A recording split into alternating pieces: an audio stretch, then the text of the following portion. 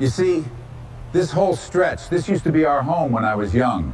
I spent the past 2 years experimenting with so many tools, and today I will teach you how to make AI look so real that no one can tell. Realism isn't one button you press, it's a stack of small decisions. Most AI videos feel fake because they often miss a few crucial areas that your brain immediately notices. But one specific workflow changes everything. 4 things separate a realistic AI clip from an obviously fake one: picking the right model, speaking the model's language, using reference images, and knowing exactly where these tools still break so you can hide it. The first and most important decision you'll make is your choice of tool. In 2026, the AI video landscape is split, and using the right model is non-negotiable. Not all generators are created equal. You have to start with a realism-first model. What does that mean? It means prioritizing models that excel at physics, lighting, and consistency over ones that just create flashy, stylized output. For the kind of cinematic realism we're after, the top contenders right now are models like Google's Veo 3.1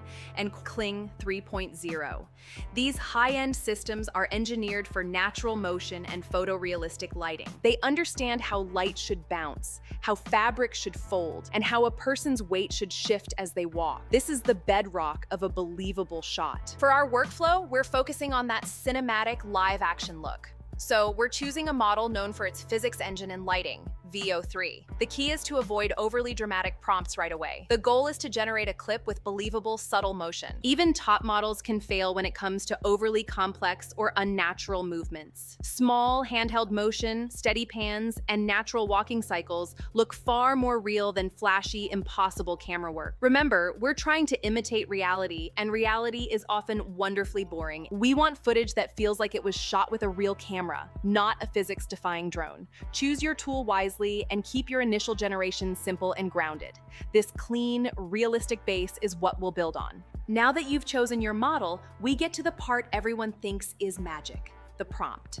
But I'm going to let you in on a secret. The best prompts don't just describe what's happening. They describe how it's being filmed. This is the single biggest mistake I see people making. They prompt like a novelist when they should be prompting like a cinematographer. You should give the AI instructions on shot type, lens feel, lighting, mood, and even camera movement. You are providing the technical and artistic blueprint. Terms like documentary style, natural daylight, shallow depth of field, and subtle skin texture are powerful cues that guide the model toward realism. Let's break down some killer prompt phrases that work.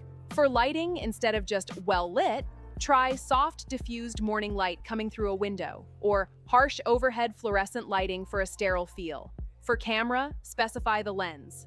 85mm prime lens will give you that beautiful compressed background and portrait-style focus.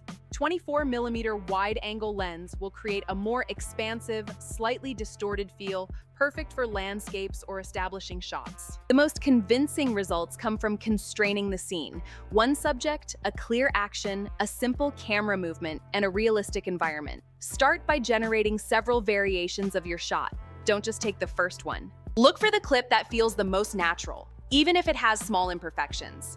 Sometimes a tiny bit of lens flare or a slightly imperfect focus pull looks more human than a technically flawless but sterile shot. Master this, and you've won half the battle. The best realistic video doesn't start with a text prompt for video at all. It starts with a still image. Flow has Imagen built in, and if you get a genuinely photorealistic image first, your video comes out dramatically more real, because the model isn't guessing a face and a scene at the same time. It's just animating something that already looks real. If the goal is hyper-realism, you should spend most of your time in image generation than anything else. AI image generators are amazing at creating hyper-realistic photos than the video generators. These are the images that we will then feed to a video generator to make our films. To keep everything free, I shall use Nano Banana in Flow. However, there are so many amazing image generators out there. Find the one that you like. Same rule as before, be specific. I'll paste my prompt and ensure all my parameters are correct before generating. Take your time to ensure that your output images are as hyper-realistic as humanly possible. Here is what we just generated. These already look real. Now, let's make our hyper-realistic scenes. Upload a reference image of the face or subject you want. Instead of the model inventing a face from text, it's now building the scene around a real anchor image. This is the difference between a person and this specific person consistently. Now, when prompting for your video, avoid too many details as it tends to confuse the AI. I won't bore you with the repetitive task of generating the remaining scenes. But essentially, this is the same process whether it's a vlog, nature, or cinematic video. For years, AI video was silent. We'd generate a clip and then spend hours trying to find the right stock sound effects and Foley to make it feel alive. The result was almost always a little off. Your brain can tell when the sound of a footstep doesn't perfectly match the surface, or when a voice sounds like it was recorded in a padded booth instead of the room you're seeing on screen. That's where native audio generation comes in. High-end models like Veo 3.1 and Kling 3.0 are now capable of generating synchronized dialogue and ambient sound directly within the video. When you prompt for a busy city street, you don't just get the visuals. You get the distant sirens, the chatter of pedestrians, and the hum of traffic, all impressively synced. This isn't a universal feature across all tools yet, but on the models that support it, it's an absolute revolution for realism. When generating, be specific in your prompt here too. You've generated a realistic clip with incredible native audio. You're 90% of the way there. This last 10% is where the real magic happens, fooling almost everyone. This is post-production, and specifically, it's about color grading. AI video, even from the best models, often has a tell. It's a little too clean, a little too sharp, and the colors can feel just a bit digital. We're going to fix that. The process is twofold: color correction first, then color grading. Correction is about fixing problems. Maybe one clip is slightly warmer than another, or the shadows are a bit too dark. You use basic tools in software like DaVinci Resolve or Adobe Premiere Pro to balance your shots so they look consistent and natural. Then comes the creative part, grading. This is where we create a mood and an aesthetic. The most common mistake is to just slap a pre-made filter or LUT on your footage at 100% intensity. Finally, we need to get rid of that too clean digital feeling. Add a very subtle layer of film grain. Not enough to be distracting, but just enough to break up the perfect digital image. Then add a tiny amount of motion blur. Real cameras have motion blur. AI video often lacks it, which can make movements feel jerky.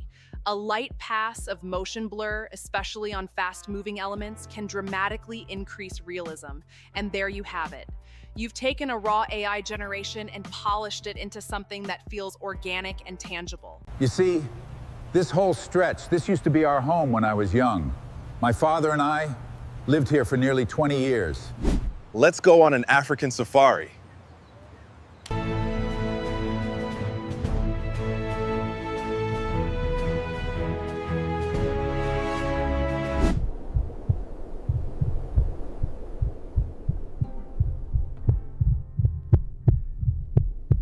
So let's recap the workflow. Start with a realism-first foundation. Craft your blueprint by prompting like a cinematographer. Use images as references. Apply the final polish in post-production. Use subtle color grading, film grain, and motion blur to sand away those last digital edges. Thanks for watching. Now go try this workflow for yourself. And I have a question for you. What's the one AI tool you can't live without in your creative process right now?